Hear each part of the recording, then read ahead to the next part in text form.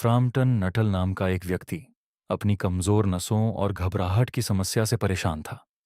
डॉक्टरों ने उसे आराम करने और मानसिक तनाव से दूर रहने की सलाह दी थी। इसी कारण वह कुछ समय के लिए एक शांत ग्रामीण इलाके में रहने आया। उसकी बहन पहले उस इलाके में रह चुकी थी।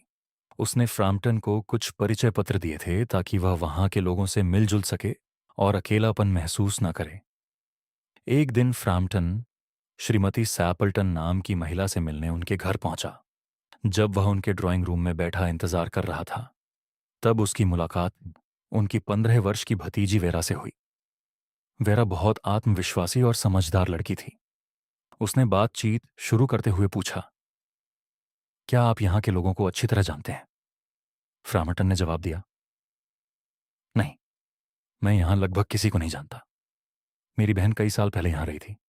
उसी ने मुझे कुछ लोगों के नाम और पते दिए हैं। वेरा ने फिर पूछा, तो आप मेरी मौसी के बारे में भी बहुत कम जानते होंगे?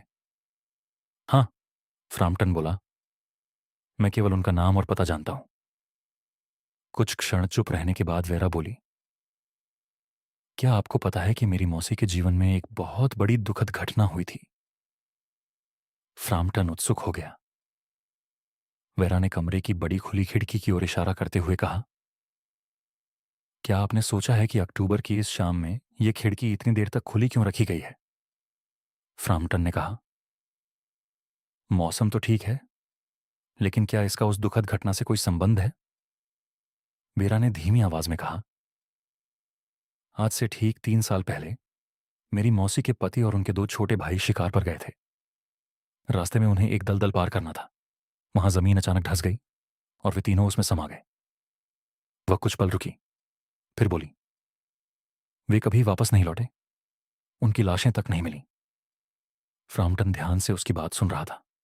वेरा आगे बोली, मेरी मौसी आज भी विश्वास करती हैं कि वे एक दिन लौट आएंगे, इसलिए वह हर शाम ये खिड़की खुली रखती है। उन्हें लगता है कि उनके पति और भाई इसी रास्ते से वापस घर आएंगे।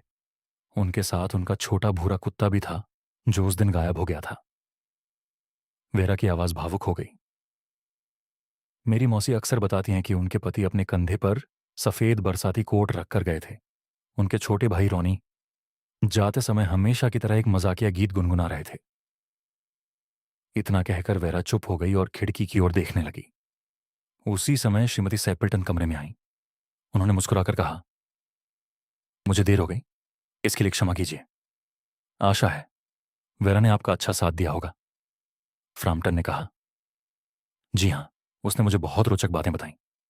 श्रीमती सैपल्टन ने खिड़की की ओर देखते हुए कहा, आशा है आपको ये खुली खिड़की बुरी नहीं लग रही होगी। मेरे पति और भाई अभी शिकार से लौटने वाले हैं। वे हमेशा इसी रास्ते से घर में आते हैं। फ्राम्पटन के शरीर में सिहरन दौड़ गई। उसे लगा कि शायद दुख ने इस महिला को वास्तविकता से दूर कर दिया है। बातचीत आगे बढ़ी, लेकिन श्रीमती सैपल्टन का ध्यान बार बार खिड़की की ओर जा रहा था। अचानक उनके चेहरे पर खुशी छा गई। उन्होंने उत्साहित होकर कहा, लो, वे आ गए। फ्राम्पटन ने घबराकर खिड़की की ओर देखा। शाम का अंधेरा धीरे धीरे बढ़ रहा था। बाहर से 3 आदमी घर की ओर आते दिखाई दे रहे थे। उनके कंधों पर बंदूकें थीं। उनमें से एक के कंधे पर सफेद बरसाती कोट रखा हुआ था। उनके पीछे एक भूरा कुत्ता चल रहा था।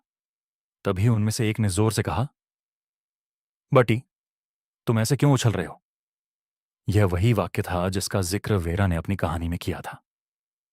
फ्राम्पटन का चेहरा डर से सफेद पड़ गया। उसे विश्वास हो गया कि उसके सामने मृत लोगों के भूत खड़े हैं।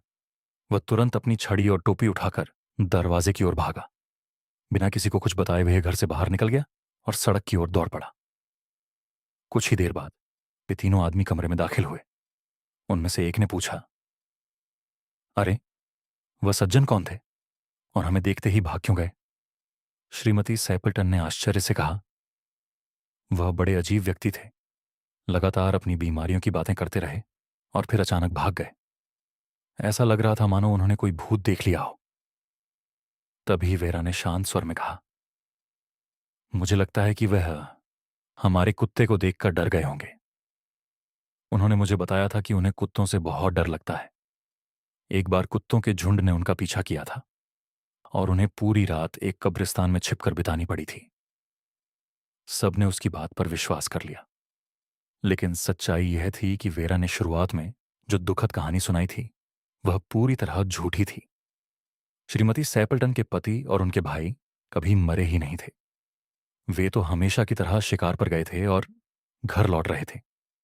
वेरा को मौके पर नई नई कहानियां गढ़ने की आदत थी, और इस बार उसकी बनाई हुई कहानी ने फ्राम्पटन को इतना डरा दिया कि वह बिना पीछे देखे वहां से भाग गया।